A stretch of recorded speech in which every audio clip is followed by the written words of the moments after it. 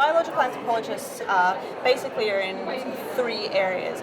They look at human evolution and sort of fossil evidence, and that also extends into looking at forensic type evidence. So looking at what killed people, essentially. It's hard to tell whether all of his teeth are erupted because he's lost so many of them in life.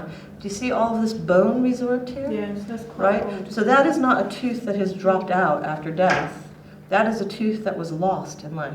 Then we're quite interested in human sexual behaviour and sort of branching into evolutionary psychology. So, for example, I'm quite interested in reproductive scheduling, when to have a baby, how many babies you should have, how many can you afford to have in terms of your time and energy, and also when should you start. So I'm quite interested in teenage mothers.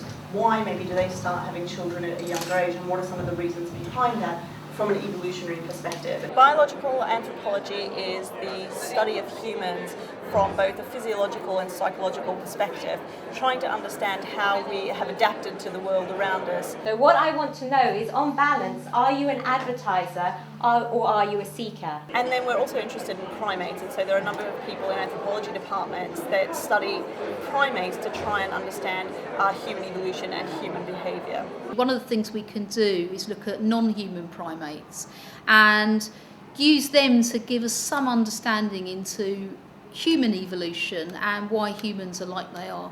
And human evolution focuses on the last 7 million years of the development of our own species, and it looks at some of the key aspects of where biology starts to meet culture, where we start to manipulate our own environment rather than the environment manipulating us.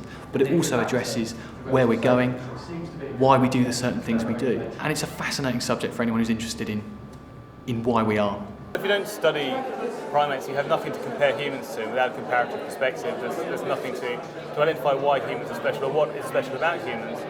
If humans were like monkeys, we'd all leave the lecture theatre together, all go home together, all go to school together, all travelling around in a big bunch. We don't, we split up, we move in different groups, we change who we're hanging out with any particular time. Chimps, it's the same way. And understanding how that kind of social system works, understanding how people negotiate relationships and those kinds of social systems is core to understanding humans. Fieldwork is long, hard and arduous, and it's lots of time tracking through a forest trying to find chimps and then trying to keep up with them once you find them. Getting up in the morning when it's dark, fumbling around, putting equipment together, getting out into the forest and then finding some chimps. And then once you find the chimps, staying with them, watching what they do, record what they do, spending as long with them as possible, maybe all day, moving around the forest, recording their behaviour and then analysing that later on. Biological anthropology is important because it allows us to understand what sort of animals we are and how and why we evolved, and allows us to see what's special about people in comparison to other animals, but also what makes us very similar to other animals and how we fit more generally into the biological world. It is the history of our species, and I think it's really important to understand both how your body and mind works, why it works that way, why you have the preferences you do, and why you act the way you do, essentially.